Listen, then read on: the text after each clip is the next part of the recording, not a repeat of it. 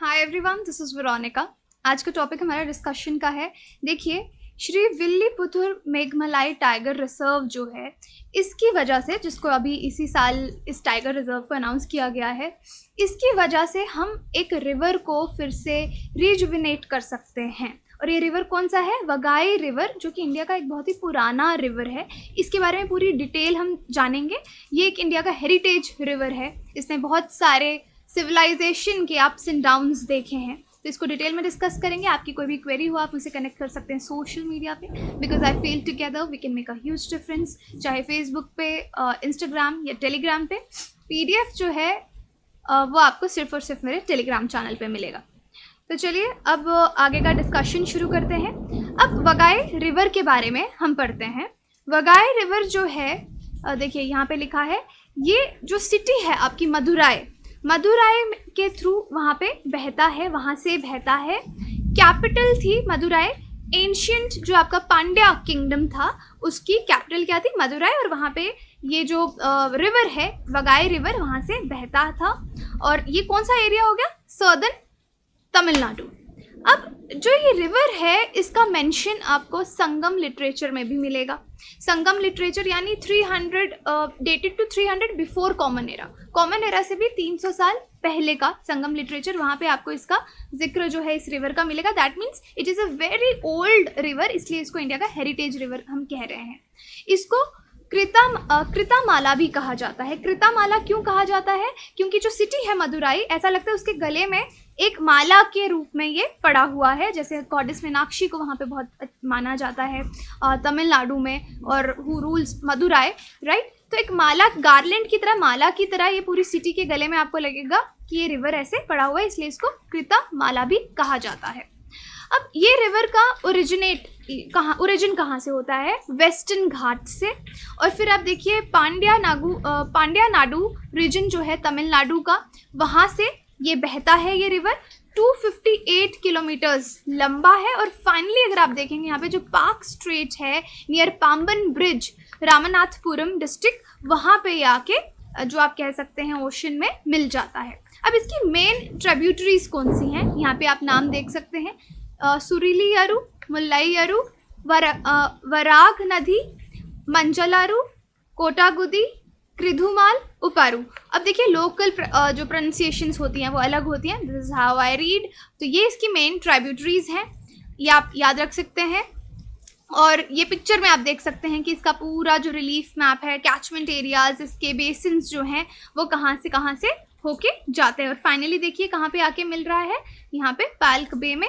Okay, next देखिए, ये जो रिवर है, इसका फ़ायदा क्या है वगाई रिवर का? कि यहाँ पे ड्रिंकिंग रिक्वायरमेंट जो है तमिलनाडु के 5 डिस्ट्रिक्ट्स की, वो यहाँ से पूरी होती है। जैसे यहाँ पे इनको सर्कल किया हुआ है, आप देख सकते हैं।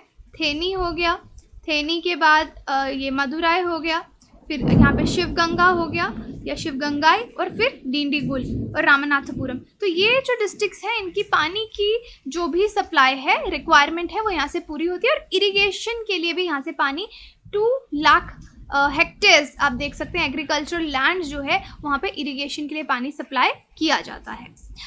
नेक्स्ट, अब ये जो वगाई रिवर है, क्योंकि हमारा टॉपिक क्या है कि एक टाइगर रिजर्व है, टाइगर रिजर्व को बनाने से ये रिवर जो है, जो सूखा पड़ रहा है, हम इसको फिर से रिजुविनेट कर सकते हैं। तो इन्वायरमेंट इकोलॉजी में ये बहुत इंपॉर्टेंट है, और इन्वायरमेंट के एसेज में भी, कि हर चीज़ कैसे इंटरलिंक्ड है। आप फॉरेस्ट डेवलप करेंगे तो उससे पानी को फ़ायदा होगा, वहाँ की नदियों को फ़ायदा होगा, वहाँ के जो स्पीशीज़ हैं उनको फ़ायदा होगा, हैबिटेट जो है वाइल्ड लाइफ स्पीशीज़ का वो सुधरेगा। तो everything you have to understand, it is interlinked. अब देखिए, पहले वगाई जो है ये रिवर, इसका डिट्यूरेशन कैसे हुआ, इसमें पानी या इसके आज जो हालात हैं, ऑलमोस्ट हर रिवर की पोल्यूशन से, सूखा पड़ने से, टेम्परेचर की वजह से बहुत, और जो डिफॉरेस्टेशन हम लोग करते हैं, तो रिवर्स की बुरी हालत है। तो वगाई इज़ नो एक्सेप्शन। अब देखिए 18th सेंचुरी में हम पीछे जाते हैं कि ब्रिटिशर्स ने क्या किया, ये जो मेघमलाई वाला एरिया है, इसमें यहाँ पे पेड़ काटना शुरू कर दिया। अब ये मेघमलाई का जो एरिया है, ये वगाई रिवर के लिए मेजर कैचमेंट एरिया था। मेजर कैचमेंट एरिया क्या होता है? ये वो एरिया होता है जहाँ पे अगर कोई भी पानी जो होता है, जैसे बारिश से पानी आ रहा है, वो कलेक्ट होता है, फिर वो एक कॉमन रिवर में जाता है।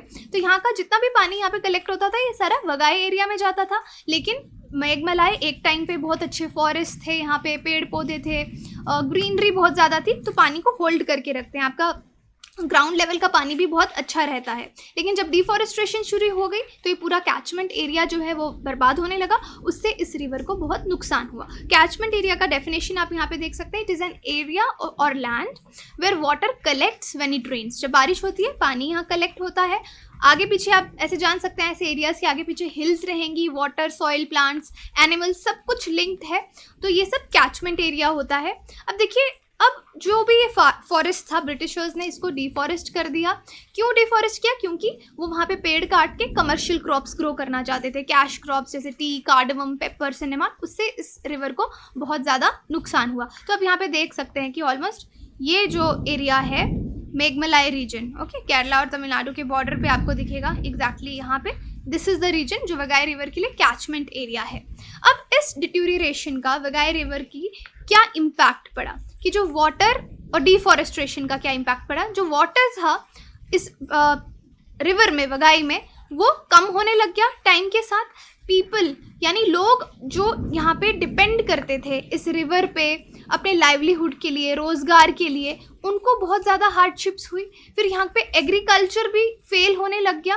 तो यहाँ पे जो ग्रेट फैमिन आया था 1876-77 में, यहाँ पे 2 लाख लोगों की मृत्यु हुई उस फैमाइन के दौरान, जो सूखा पड़ा था, राइट। तो ये इसका इम्पैक्ट है, डेवलपमेंट जो यहाँ पे करने लगे, डिफॉरेस्ट्रेशन करने लगे, उसका इम्पैक्ट इस पे पड़ा। तो आप कह सकते हैं it was result of great famine भी। फिर क्या हुआ, जो ब्रिटिश क्राउन है उन्होंने देखा कि कितना नुकसान हुआ है इस एरिया में, तो फाइनली उन्होंने कहा कि जो पेरियार है वहाँ से पानी को हम वगाई रिवर में डाइवर्ट करेंगे। तो वहाँ पे एक टनल जो है वो बनाई गई, डैम बनाई गई, और ये डैम जो है 1895 में पेरियार डैम जो है यहाँ पे, मुलाई पेरियार डैम, ये कंप्लीट हुई। और ये जो डैम है ये बहुत ही एक्स्ट्रा ऑर्डिनरी डेवलपमेंट प्रोजेक्ट आज तक का ह्यूमन सिविलाइजेशन में माना जाता है। बेस्ट इंजीनियरिंग प्रोडक्ट इसको कहा जाता है, ओके। अब एट प्रेजेंट आज में आ जाते हैं, जो वगाई रिवर है इसको 80% वाटर जो है वो आज भी उसी डैम से मिलता है, पेरियार डैम से मिलता है, और 20% जो है आप कह सकते हैं वाटर शेड, जो कैचमेंट एरिया है वहाँ से पानी आता है नॉर्थ ईस्ट मानसून सीजन के टाइम पे, okay. So that is how इस वगाई रिवर को पानी मिल रहा है। अब यहाँ पे फिर भी पानी की बहुत कमी है। समर सीजन पीक ऐसे रहते हैं कि यहाँ पे कभी कभी पानी ही नहीं होता, ओके। ग्राउंड वाटर लेवल, क्योंकि आगे पीछे जो लोगों ने हैंड पंप्स, बोरवेल्स लगाई हैं, उस वजह से कभी ग्राउंड लेवल का पानी भी बहुत नीचे जा चुका है। अब ये हमने बात की वगाई रिवर की और उसकी हिस्ट्री की, कि कैसे ये रिवर जो है डिट्यूरिएट हुआ। लेकिन हमने टॉपिक शुरू कहाँ से किया था? टाइगर रिजर्व से, कि अगर यहाँ पे टाइगर रिजर्व बनेगा तो मेघमलाई एरिया जो कैचमेंट एरिया है, फिर से वहाँ पे पेड़ पौधे बहुत सही से उगेंगे और यहाँ पे इस रिवर को फ़ायदा हो सकता है। तो प्रकाश जावड़ेकर जी जो हैं उन्होंने देखा, अनाउंस किया, ये 8 Feb 2021 का ही आर्टिकल है, ट्वीट है इनका, कि टाइगर रिजर्व्स जो हैं इन्होंने इंक्रीज़ किया, क्या 51 टाइगर रिजर्व्स हो जाएंगे। और ये जो है श्रीविल्लीपुथुर, यहाँ पे इन्होंने मेघमलाई वाइल्ड लाइफ सेंचुरी जो है इसको बोला टाइगर रिजर्व हम बनाएंगे, जो कि इंडिया का 51st टाइगर रिजर्व होगा। तो फाइनली SMTR शॉर्ट में हम बोलते हैं इसको जॉइंटली सेंटर और तमिलनाडु ने अनाउंस किया। अब आगे देखिए, अब इस वाइल्ड लाइफ सेंचुरी को टाइगर रिजर्व में क्यों कन्वर्ट किया गया और इससे कैसे फ़ायदा होगा। पहली बात तो मैं आपको बता चुकी हूँ, मेघमलाई फॉरेस्ट जो है वो बहुत ही बैड कंडीशन में है। ब्रिटिशर्स के टाइम से भी आपको बताया कि वहाँ पे डिफॉरेस्ट्रेशन शुरू हुई और आज भी वही प्रॉब्लम है, लोग डिफॉरेस्ट्रेशन कर रहे हैं, बहुत ज़्यादा एनक्रोचमेंट्स होती है। ऑलरेडी यहाँ पे वाइल्ड लाइफ सेंचुरी है, लेकिन स्टाफ की कमी होने के कारण वहाँ पे जो लोग एनक्रोच करते हैं या प्राइवेट प्लांटेशंस, प्राइवेट जो बिजनेस ओनर्स हैं उनको रोक नहीं पाती, ओके। तो यहाँ पे मनी माइंडेड लोग हैं, प्राइवेट एस्टेट ओनर्स हैं, जिस वजह से फॉरेस्ट डिग्रेड हो रहे हैं। इसलिए इसको कन्वर्ट किया जा रहा है किसमें? टाइगर रिजर्व में, ताकि यहाँ पे और ज़्यादा प्रोटेक्शन जो दी जाएगी। तो एडवांटेजेस क्या होंगी टाइगर रिजर्व में कन्वर्ट करने का, कि प्रोटेक्शन ज़्यादा होगी, स्टाफ यहाँ पे ज़्यादा डिप्लॉय किया जाएगा, उनको अलग से पे भी दी जाएगी, जो नॉर्मल सैलरी होगी उससे एक्स्ट्रा कुछ बोनस भी दिया जाएगा, ताकि वो डेडिकेशन से यहाँ पे काम कर पाएँ। जो फंड्स हैं नेशनल टाइगर कंजर्वेशन अथॉरिटी के, वो भी डायरेक्टली अब इस टाइगर रिजर्व को मिलेंगे। स्टाफ जो यहाँ पे काम करेगा उनको स्पेशल ट्रेनिंग दी जाएगी, वेपन्स, गैजेट्स सब यूज़ करना सिखाया जाएगा, ताकि एनिमल्स को वो प्रोटेक्ट कर पाएँ कार्निवोरस हर्बीवोरस एनिमल्स को, और वाइल्ड एनिमल्स को प्रोटेक्ट करेंगे तो नेचुरल फॉरेस्ट अपने आप यहाँ पे ग्रो करेगा, हैबिटेट्स बिल्ड होंगे, वाटरशेड्स डेवलप होंगे और इससे ओवरऑल प्रोटेक्शन एरिया को मिलेगी। तो अल्टीमेटली यहाँ पे फॉरेस्ट फिर से अच्छे से ग्रो कर सकता है और उसका अल्टीमेटली बेनिफिट वगाई रिवर को होगा और हम इन्वायरमेंट को, इस एरिया के इकोसिस्टम को फिर से ठीक कर पाएंगे। जैसे ऐसा बहुत सारे एरियाज़ में देखा गया, देखिए जहाँ पे एलिफेंट्स होते हैं, बोला जाता है वो एरिया बहुत अच्छे से ग्रो करता है, वहाँ पे वाटरशेड इकोसिस्टम वहाँ का बहुत अच्छा होता है क्योंकि एलिफेंट्स सीड डिस्पर्सल में हेल्प करते हैं और नए पेड़ पौधे डाइवर्सिटी जो उस एरिया की है वो बहुत ज़्यादा रहती है। तो इस तरह का कॉन्सेप्ट यहाँ पे लगाया जा रहा है। और अगर फॉरेस्ट यहाँ पे रिवाइव होंगे प्रॉपर प्रोटेक्शन से तो वाटर सप्लाई जो है वगाई रिवर को पेरिनियल यानी पूरे साल उस रिवर में पानी रहेगा। तो ऐसा नहीं है कि हवा में बातें हो रही हैं, ऑलरेडी एक केस स्टडी मैं आपको बताती हूँ, ऑलरेडी इस तरह का प्रोजेक्ट किया गया है जिससे पता चलता है कि अगर रिवर के आसपास वाले एरिया को अच्छे से वहाँ पे फॉरेस्ट जो वाटरशेड एरिया, कैचमेंट एरिया जो है उसको डेवलप किया जाए तो रिवर हेल्दी रहता है।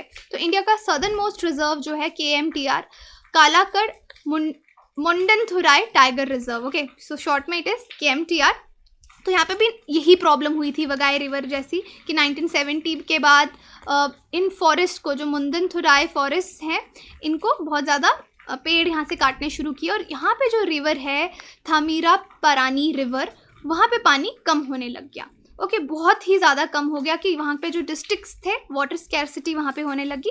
फिर यहाँ पे ये जो टाइगर रिजर्व है ये घोषित किया गया और इसकी प्रोटेक्शन से इस रिवर को बहुत ज़्यादा फ़ायदा हुआ। मेन कैचमेंट एरिया जो है वहाँ पे वाटर टेबल इंक्रीज होने लगा। तो इसका क्या एक्ट पड़ा इस एरिया में, देखिए, water that flow reached the Kariyar Dam on the river from 1946 to 1990। पहले 13,000 क्यूसेक्स पानी पहुंच रहा था और टाइगर रिजर्व 1990 के बाद बनाने में अगर आप देखिए 23,000 क्यूसेक्स वाटर जो है वो यहाँ पे बहने लगा। रेनफॉल भी इम्प्रूव हुई, टेम्परेचर जो है इस जगह का बहुत इम्प्रूव हुआ, पहले 30 डिग्री के आसपास इंक्रीज हो गया था, लेकिन अब जब ये एरिया प्रॉपर्ली फॉरेस्ट यहाँ पे बन गए हैं, अच्छे से यहाँ पे इकोसिस्टम है, हेल्दी इकोसिस्टम है, तो 1.5 डिग्री सेल्सियस डिप जो है टेम्परेचर में वो देखा गया है। तो देखिए अगर हम पेड़ पौधे लगाएंगे तो कितना फ़ायदा हमको मिलेगा। तो ये इसका इम्पैक्ट ऑलरेडी देखा गया है।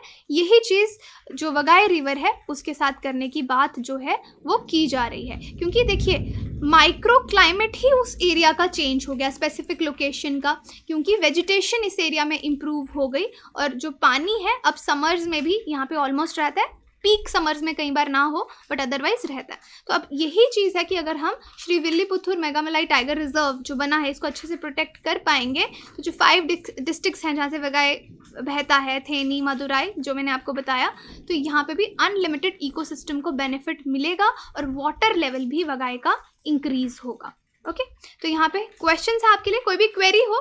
देखिए नॉर्मल सा टॉपिक है यहाँ पे कि हमने टाइगर रिजर्व की बात की कि किस तरह से टाइगर रिजर्व घोषित करने से एक एरिया को हम प्रोटेक्ट कर सकते हैं और अल्टीमेटली पूरे इकोसिस्टम को बेनिफिट होगा, वाइल्ड लाइफ को भी, और इस रिवर की, वगाई रिवर की हमने बात की और एक केस स्टडी भी डिस्कस की कि ऑलरेडी ये इम्पैक्ट हमने देखा है। क्वेश्चन है आपके लिए, फर्स्ट स्टेटमेंट है Periyar river originates from Shivagiri hills and also flows through the Periyar national park. Mullaperiyar dam is located in Kerala but it is operated by Tamil Nadu. तो बताइए कौन सा स्टेटमेंट सही है। आंसर इसका आपको टेलीग्राम और इंस्टाग्राम पे अपडेट मिल जाएगा। Thank you so much. बाकी आप हमारी वेबसाइट विजिट कर सकते हैं, एप्लीकेशन डाउनलोड कर सकते हैं कोर्सेज़ की जानकारी के लिए। Stay safe and stay healthy.